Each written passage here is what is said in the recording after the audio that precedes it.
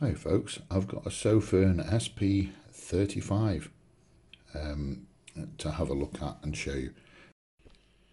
Inside the box we have a lanyard, the USB charging cable and the belt clip, along with the manual. By default it's stepped, and our steps are, as we can see there, all the way up to its turbo at 2000. Bear in mind, because it doesn't have the step down. I've changed mine from stepped to rammed, so I'm going to go all the way from top to bottom, all the way up to that 2000. Okay, and I did hesitate a bit and wonder whether to even bother showing you this or not, but I decided that I would, and let me tell you why I was hesitating. I don't think that this is a current light from Sofirn. It's certainly available on their web page, but not available via their Amazon UK page. And I did a little bit of rooting around on the internet, and it appears, I might be wrong, somebody will no doubt correct me, but it appears as though they built about 800 of these with the ATR turned off. That's the advanced temperature regulation. And on Sofirn's page it's saying this is the no step down version. They're also on there, hence the reason why I'm decided to mention it to you, for a remarkably low price of $29, if you don't mind ordering direct from Sofirn. So I kind of proed and conned over it a little bit, but for that price, I mean, they may as well be giving it away. I'll come back to the ATR in a moment, and now let's just have a very quick look at the light itself.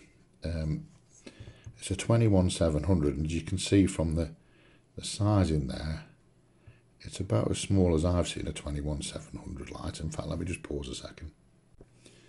Sorry, yeah, and put it alongside the Sofirn SC31. It's not a huge amount different, is it? In particular when I'm probably a little bit more used to,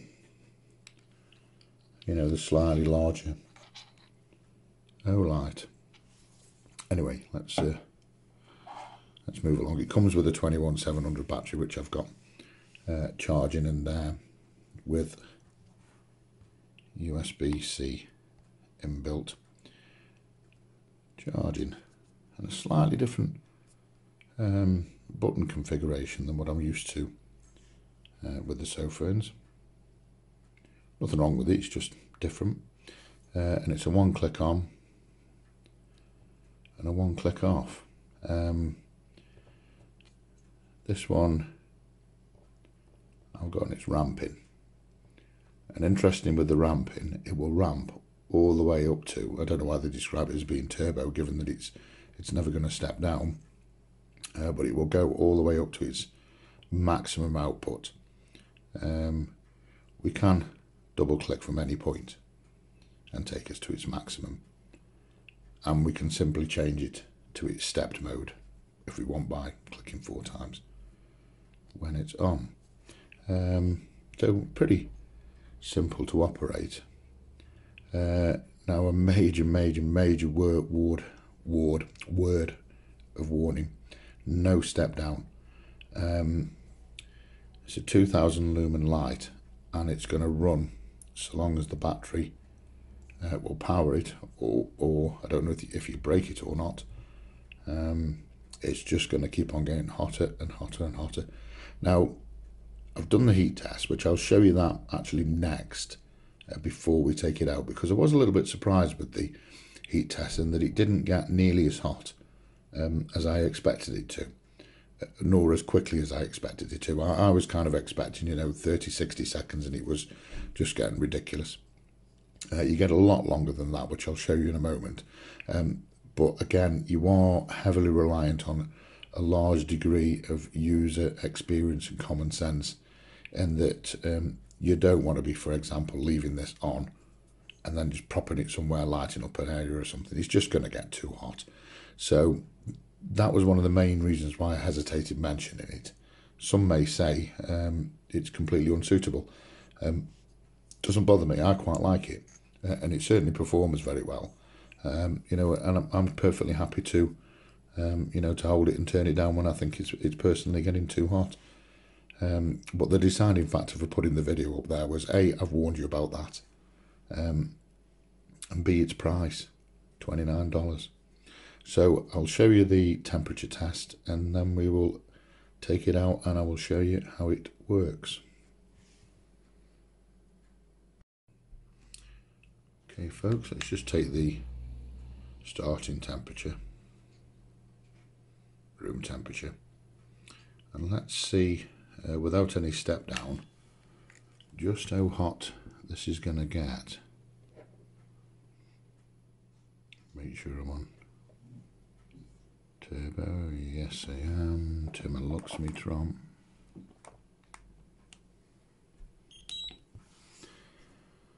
Okay, let's leave it going and pay attention to the lux meter on the left. You'll see that little red dot appearing on the torch as I'm doing it. That's me checking the temperature, and I'll zoom out and show you as soon as I see anything significant.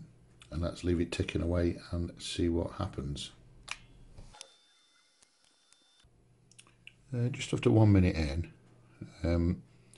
it's not as hot as I thought it would be getting.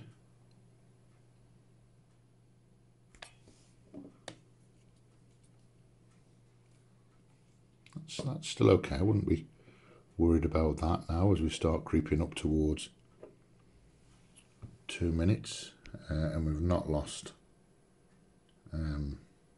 any power at all. Let's leave it going. Approaching 3 minutes. That's not on the handle.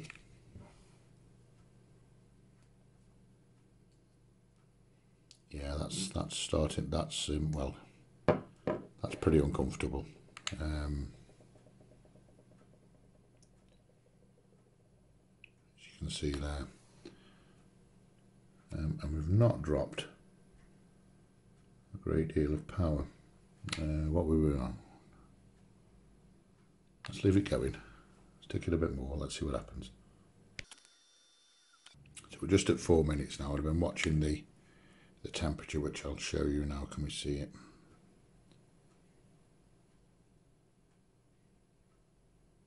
It's slowly but surely, and this is what I've seen, it's just going to carry on. And that, yeah, I think you wouldn't want that coming on in your pocket, and you're certainly going to be getting uncomfortable with it in your hand. So while we're now approaching 5 minutes, yeah, I'll turn it off at that, I think. Yeah, not really much to say about that. It's doing exactly what it says in the manual, and the no step down. Hi folks, if it'll focus, I've got the SP35 over me. There we go, I'm on its lowest mode. In fact, let's start off somewhere a bit closer. I'm on the bit of a tilt here, so excuse me when I turn my camera one way to the other. And that's, oh no, it wasn't on its lowest mode. There we go, there we go. Let's start our ramp and go up to full. And bear in mind now, when I'm saying full, there is no turbo on the ramp setting. It just ramps all the way up to its absolute max power. If we're halfway down, I can double click and then take us up to its max. Let's ram down. A little blink to tell us we're on the ice mode, and as you can see, it's getting on that path rather nicely. Quick look over here. I turned it on as well when I got out of the car whilst I was walking down to this particular place where I happened to do the first batch of filming. I deliberately kept it on turbo, and it wasn't heating up as much as it did in the house. I think it's freezing cold tonight out here. Well, a good 6-7 minutes. I wasn't short of a hand warmer, but it wasn't getting disproportionately hot. Although whilst I'm now talking to you all and I'm not actually moving, and the wind seems to have stopped for once, now it's starting to get warm, and I'd be inclined to probably just turn him down.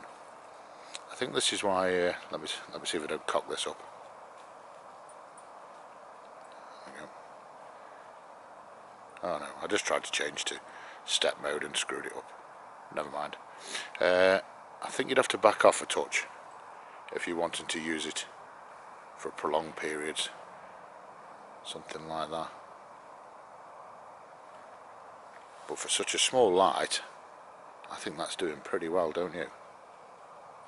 And it's not getting anywhere nearly as hot as I thought that it would. But again, a warning with this one, I know I mentioned it when I was doing the heat testing. You don't want this coming on in your pocket, or sticking it on the desk or something at home and just leaving it on. You know, use it with a bit of common sense and perhaps take it down a touch. Right, I'll move on a bit and get some distance on and show you what it's like at range, and let it cool off a touch. Let's just jump straight in, shall we? Those two trees there, you should be getting used to them now. 100 metres. It's absolutely smashing that distance, isn't it? The 35. Local swans again. And as I move down the side of this lake, yeah, it's starting to lose it now, isn't it? I'm going up towards perhaps 150 there. Back again to our 100 mark. And just in this short time it's getting blooming warm again. Do be careful with this torch, folks, if you want one. It is a little powerhouse. One last look down the path there and our ramp. Brilliant. Thanks folks, catch you soon.